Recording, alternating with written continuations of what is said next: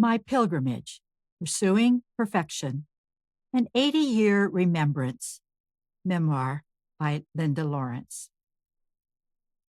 Looking back, I see my life as 7 seasons. In fact, 7 is perfectly perfect for its overarching theme of pursuing perfection. Season 1, Childhood Perceptions. Dad and Mom cried. Perfection expected from Dad and church. Season 2, Wife of a Missionary. Identifying with Levites, longing for perfection of God, of self. Season 3, Family and Empty Nesting. Longing for perfect oneness with husband. Longing for our home to reflect Jesus. Longing for Jubilee freedoms. Season 4, Jubilee Visitation. House of God, Herb of Grace. Assurance of perfection found in Christ. Turning my eyes to Jesus' perfections. Season 5, Caregiving. Watching mother and husband transformed. Blessed by Alzheimer's. Season 6, Widow. Processing the finished marriage. Discovering perfect, defined as usable for intended purpose. Missionary assignments. Kenyan, Vietnamese, Saudi Arabian. Season 7, Longing, Bride of Christ's Desire. I am my beloved's, and he is mine. Perfection found. Season 1, Childhood Perceptions. When I was a child, I thought as a child. 1 Corinthians 13:11. The day my dad cried. As a child, all I knew of God were conflicting impressions gathered from my mother and father. 2 of my earliest memories set the stage for my struggles with understanding the father heart of God. I was around 5 years old. We were living on 20 acres of undeveloped land. Beyond us lived a farmer with a few animals. Shep, Dad's golden collie, killed one of the farmer's sheep. I can see Dad digging a hole, calling Shep to sit by the grave, mouthing, "I'm sorry," and weeping as he aimed his rifle and shot his dog. It's the only time I ever saw my dad cry or say he was sorry. The other memory is of my mother weeping. She had dressed my sister and me in our best clothes and put us in the car. She was going to take us into town to go to church, but Dad hid the keys to the car. This was just the first of many times I saw Dad make my mom cry. 12 years would pass before she was able to go to church again. Dad had no use for the church, although he grew up in a Christian home. He called himself an agnostic. He told me he had once asked God to prove he was real by answering a certain prayer. I don't know what he asked for. Maybe to save his dog? When nothing happened, Dad shrugged and gave up on God. However, I came to believe God was real because 2 years later he did answer a certain childish request of mine. Dad did not like requests. He would do something for people if it was his idea, but not if requested. When I was a kid, I remember lots of long car rides in arid landscapes. But there was a stretch of road that paralleled a sparkling, inviting stream. We kids always begged Dad to stop and let us play in the water, but he never would. That still puzzles me. It would have been so easy for him to have given his children pleasure, to have satisfied them. But he wouldn't unless it was his idea. He was a carpenter, skilled with his hands, but he was offended when I asked for help with a needed repair at my house. And he didn't do it. I stopped asking. I thought God was like my dad, impossible to please. I was in my mid-40s before it dawned on me that fathers were meant to model themselves after their heavenly Father's example, and I was mistaken to assume God was like fallen earthly fathers. Anyway, Dad chose breaking wild horses as his model for training his family. My father's word was law, and once he laid down the law, there was no changing his mind. He was not harsh, but he was a firm disciplinarian. What affected me most was that Dad was impossible to please. He didn't believe in giving praise, although he liked to receive it. My mother praised his talents often, but I can't remember ever hearing him compliment her or his children. Instead, he always told us what we could have done better. I assumed God couldn't be satisfied either. Mom was Rita Hayworth beautiful, loved the Lord, and did her best to be what Dad wanted from her. She was generous with her praise of his accomplishments. However, can't remember one word of approval of anything about her. He disdained her strong trust in God instead of in him. People liked Dad. He was Clark Gable handsome. Apart from his treatment of our mother, he was charming and hospitable. He said he was born with an eagle's heart, dissatisfied, always wanting something over the next mountain, something seemingly unattainable. When I asked what it was he was searching for, he shrugged. I guess the quest is the game. He liked to play poker. After his first heart attack, I asked if it had made him think differently about life, hoping there'd been some spiritual epiphanies. But his only reply was, I do the best I can with the hand I've been dealt. Looking back, I wonder why Dad could weep over having to shoot Shep for his sin of killing a sheep, but was unable to weep over his own sins against my mother. He didn't use a gun, but he shot her down with his words and actions over and over again, without any sign of remorse. Dad, I naively asked, could you ask Mom's forgiveness for not loving her well? It would help your children to not be angry with you. I have no regrets, he retorted, unable to see or consider my point. I still see Shep's trust in Dad, eyes glistening, tongue hanging out, panting. Perhaps that's what Dad wanted from each of us. Is God real? The classroom was hot and noisy, full of second graders eager for the school year to be over. But not me. I loved school, especially reading. I loved reading about Sally and Jerry and pretending to be part of their adventures in Friendly Village. The teacher was telling us to leave our books in our desk, but I didn't want to leave Sally and Jerry behind. They were my friends. But if I could keep the book, could I take the book? No. But wouldn't it be good for me to keep reading it again and again so I could be like my teacher? I could sneak the book into my empty lunchbox and no one would know. Would God know? No, he wasn't real, was he? He was just someone in a book, like Sally and Jerry. I liked pretending I was in their adventures, but a pretend God? He was more like my father, who always told me what to do. So, no, I wouldn't pretend God was real. That would be scary. I wanted to be good because I didn't like being in trouble, but I couldn't be good enough for God. When the closing bell rang and the class was dismissed, I kept my head down as I carried my reader hidden in the folds of my skirt. Since we each had a small cubicle in the hall, it wasn't too hard to transfer the book into my lunchbox without anyone noticing. I just wished my heart wasn't pounding so hard. I went home to my parents and sister. We now lived in a small trailer house on the outskirts of Mountain Home, Idaho, surrounded by sand and sagebrush. But I could imagine I really lived in a perfect white house on a tree-lined street in Friendly Village. It had a river running through it. However, what was real was the tin trailer house, the horses in the riding stable my father was managing, the tool shed, the smelly corrals and outhouse, and sagebrush and more sagebrush.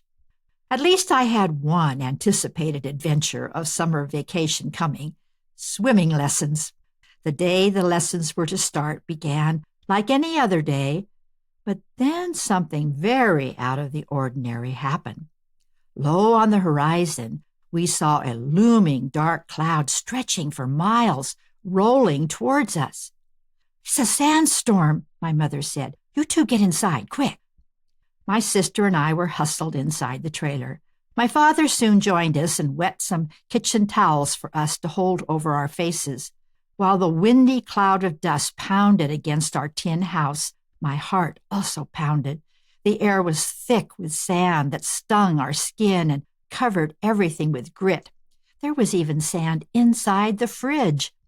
The outhouse was blown over onto its side. But what upset me was the disappearance of my swimsuit, which had been hanging on a clothesline. I wanted to go to the swimming lesson.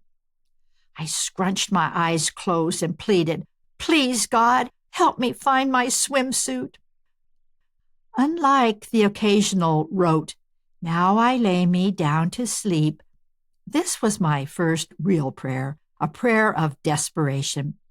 To my surprise, when I opened my eyes, I saw my orange swimsuit in the distance, across the road, caught in the sagebrush. Wow, God was real. I was 7 years old. Stealing the school book is my earliest memory of deliberately sinning, fully conscious of doing something wrong.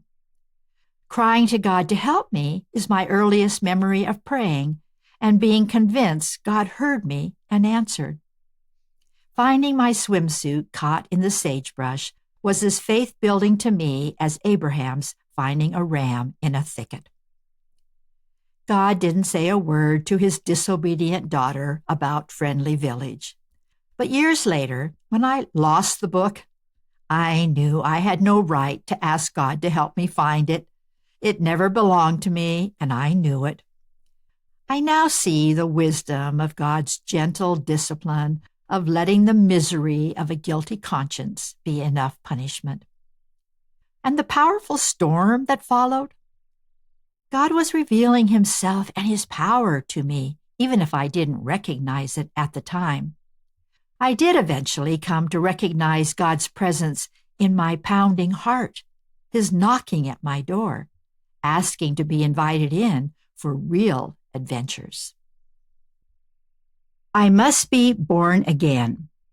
The next memory of God consciousness took place when I was 13, and we lived in Oregon. A friend invited me to church, and I wanted to go. I asked my mother for permission. She gave it, but I don't know whether or not Dad knew where I was going. Mrs. Ross taught the junior high Sunday school class. She read us the story about Jesus telling Nicodemus he must be born again. I had never heard this before. It sounded life and death important to me. I looked around at the other kids for affirmation that we should do something about this important information, but no one else appeared to be moved, so I concluded I must have been mistaken. What changed my mind a year later was a private plane crash that resulted in the death of a classmate and his family. I struggled to make sense of it. This was a prominent Christian family in our community. Why would God let them die? Gradually, I came to the conclusion that it was because they were ready to die. But I was not. I felt responsible for the possibility that someone my age died in order to emphasize to me I needed to be ready to die. I was afraid of dying and going to hell. One night, I heard an airplane flying so low that I feared it would hit our house. Terrified, I knelt and asked Jesus to forgive me and save me. I know now that God immediately answered that prayer, but it was many years before I knew how secure I actually was in his gift of salvation. At the time, I thought of God as my fire escape.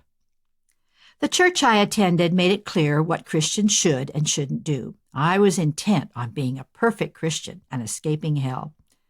Dad was disgusted with me when overnight I stopped going to movies with the family and I wouldn't play cards anymore. There were loving saints in the church family teaching sinless perfection, and I wanted that for sure. I could forego lipstick and dancing and cards and movies, yet I knew I couldn't make my heart perfect. I was very conscious of being a sinner, falling short of not only the glory of God, but of my own self-imposed requirement of being perfect. Every time there was an altar call, I went forward to get saved again.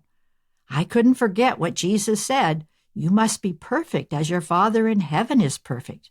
Matthew 5:48. I believed I could never be good enough to please God.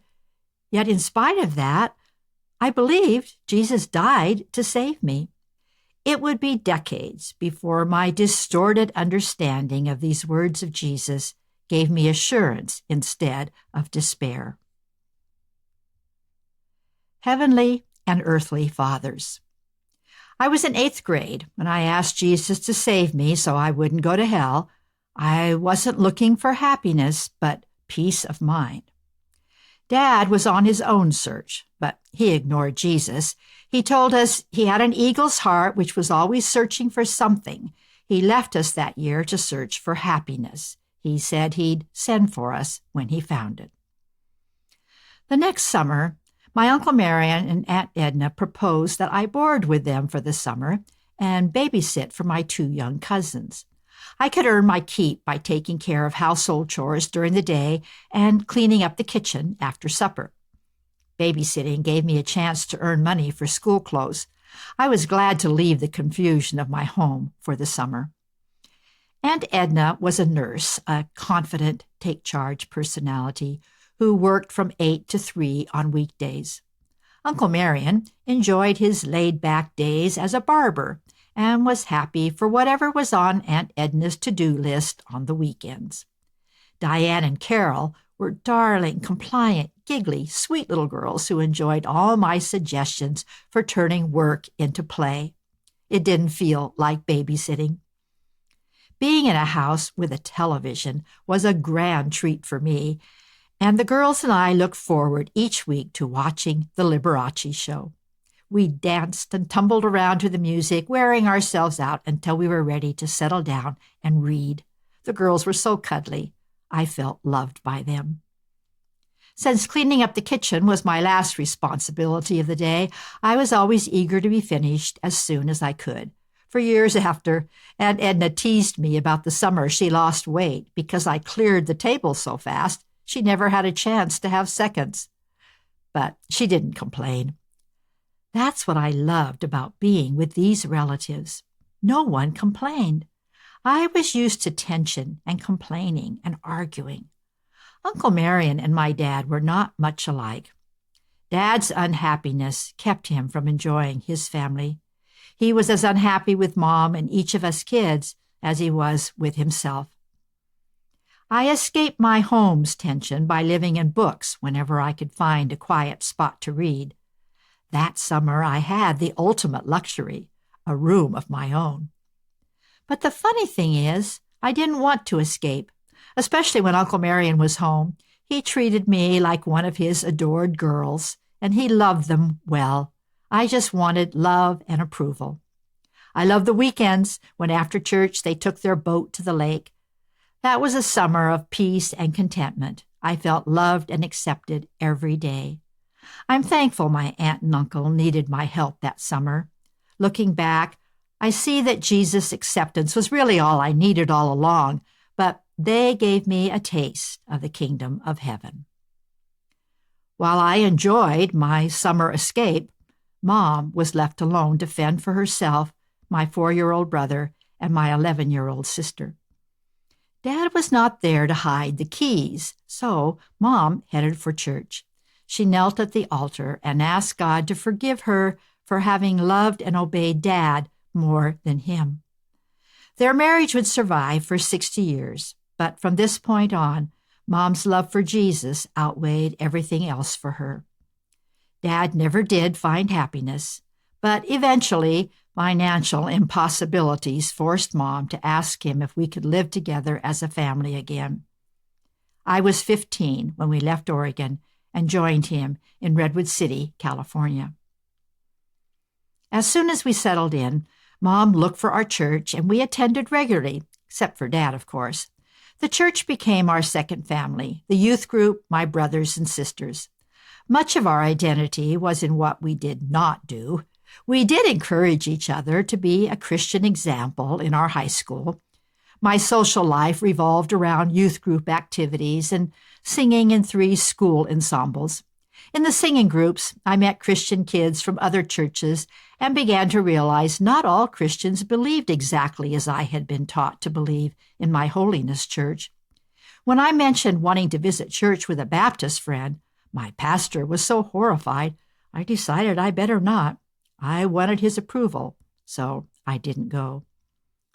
As a youth group, we tried to define and grasp the particular doctrines that seemed to be the essentials of holiness, of sanctification. We heard the pastor and elders testifying to being sanctified holy. We tried to believe that we might one day no longer sin, but I don't know that any of us were convinced sinless perfection was possible, certainly not in the near future. At Wednesday night prayer meetings, we stood and testified, "I love the Lord with all my heart, and I'm going all the way with him." I did mean it with my head, but I didn't feel love for God, only a desperate need to satisfy him. Man friends. Recollecting my teen years, I have an aha moment when I recognize a foreshadowing of what was to come. I am an independent lover of solitude. I never liked babysitting or partying, but preferred reading, pondering, and daydreaming. I was immature and naive, yet boys my age didn't seem serious enough for me. A boy from school invited me to a football game and dance. Because I had no interest in him or the date plans, I begged my dad to tell me I couldn't go, so I would have an excuse to say no. But Dad told me to make my own excuse. So, not wanting to hurt the guy's feelings, I went on the date. But at the armory, the poor guy was as miserable as I was with my, "I don't dance."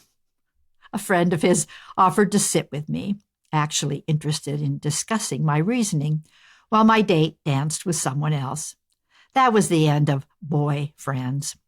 However, I dated a college-age youth leader from another church during my junior and senior year of high school. He patiently waited for me to grow up. He loved spending time with me and his extended family, and they welcomed me. In time, though, I realized he needed to be surrounded by people. Young as I was, I knew I would come to resent his desire for so much oneness with me and with his relatives.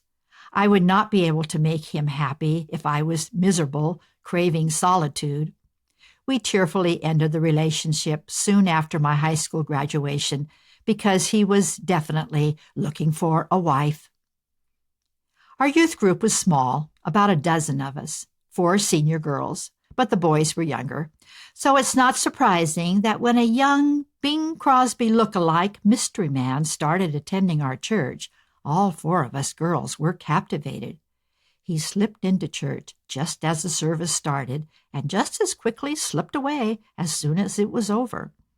In time, we found out his name was Carl Lawrence, and he was the shy new manager at a missionary radio station, FEBC, Far East Broadcasting Company. It turned out each of us girls developed a secret crush on the intriguing bachelor. One of my friends, who had legitimate secretarial skills, started volunteering at the station. Her uncle worked there as an engineer. The summer after graduation, I caught a ride with my friend and volunteered also, just to be within viewing distance of Mr. Lawrence. I assumed I was invisible, not knowing that Mr. Lawrence had noticed me at church right from the beginning, but knew it would be considered inappropriate for him to be noticing a high school girl. He attended my graduation, but I didn't see him. I overheard he was concerned about communism, so used that as an excuse to ask him a question, catching up with him one Sunday before he slipped away. "Could you help me understand what is so bad about communism?"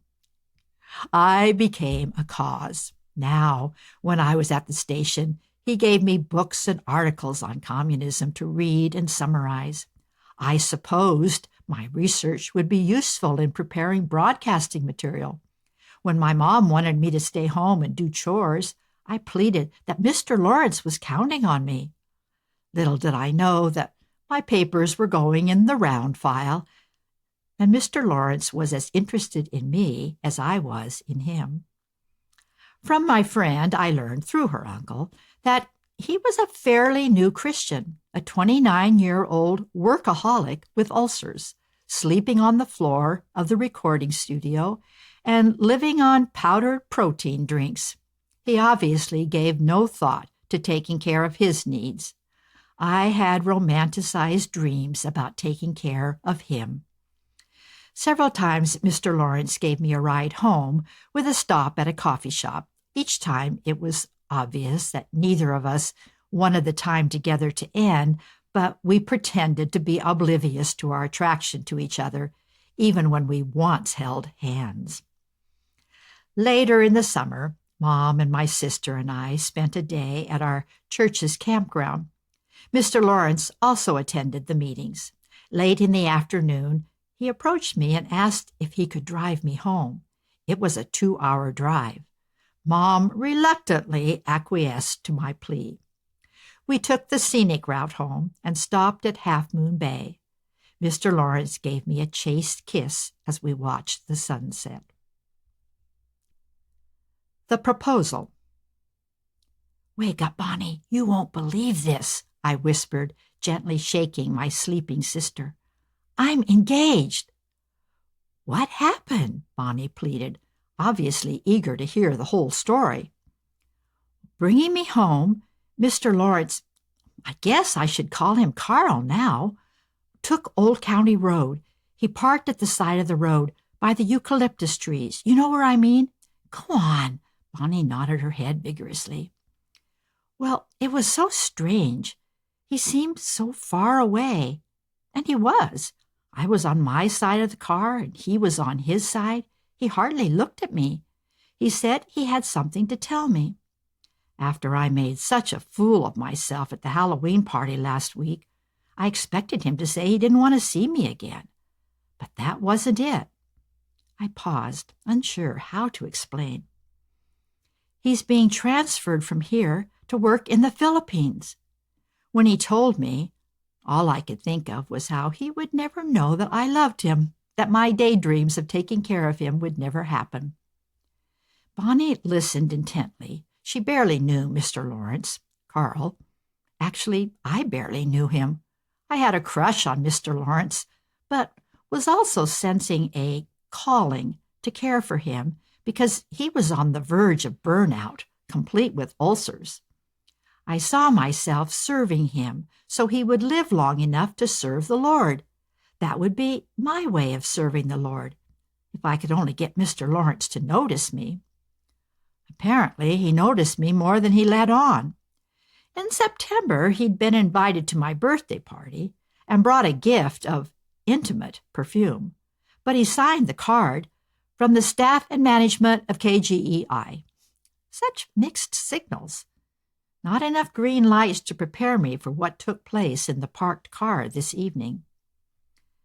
Without looking at me, he said, "I don't want to go without you. Will you come with me?"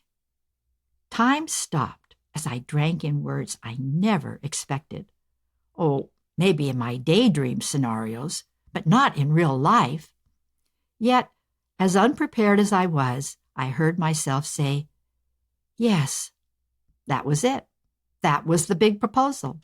That was the yes that set the course for the rest of my life. To my dismay, Carl put his head down on the steering wheel and sobbed. No touch, no kiss, no "I love you," nothing. Then he drove me home, in silence. Not exactly a story I could tell without embarrassment.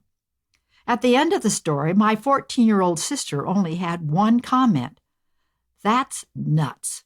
This is crazy."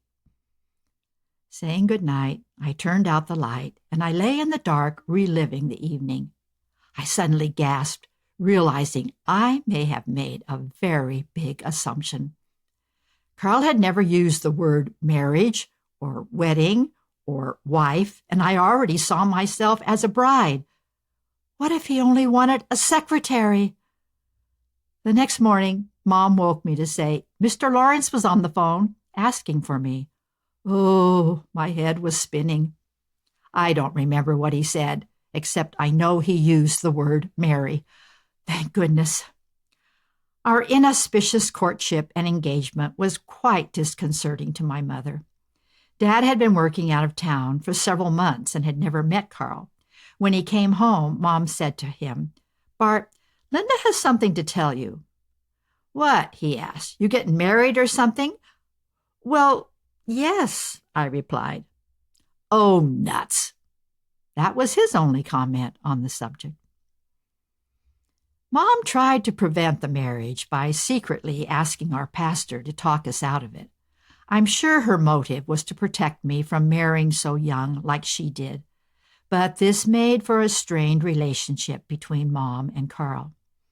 Her behind-the-scenes manipulation created an awkward scene between Carl and my dad the night she fixed dinner for us all so Dad could get acquainted with his future son-in-law. Mom was trying to set the scene for Dad to talk us out of marrying, but her signals were confusing. She sewed a ruffled pink gingham apron for me to wear that evening, wanting to help her daughter look like an appealing bride.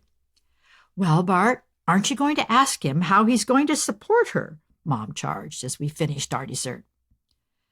"Carl," Dad drawled, "how would you like to go bowling?"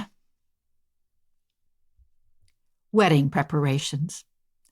Once Mom knew the pastor approved of our getting married, she did her best to help me look the part of a bride. There was no money, but she made a beautiful wedding dress from 13 yards of brocade that we found for $1 a yard. She made bridesmaid dresses for my sister and my best friend. She got her friends to help with making a cake and decorating with flowers from their gardens. But we never talked about marriage. A week before the wedding, a package was left at the house. The youth leader I broke up with right after graduation heard I was getting married. He returned my pictures and letters I'd written while he was in boot camp. He also included a note wishing me happiness and hoping I was as sure I had met the right man now as I had been sure he was not the right man for me. This threw me into a tailspin. I hardly knew Carl. And yet, I had daydreamed about being Mrs. Carl Lawrence and taking care of him. I knew he was dedicated to serving God, and in my youthful zeal, I hoped to keep him alive to do just that. I did feel called to care for him so he could do God's calling. But what did I know of taking care of someone else? My parents were taking care of me. But when he was called to the Philippines and asked me to go with him, well, that's how, at 18, I became Mrs. Carl Lawrence.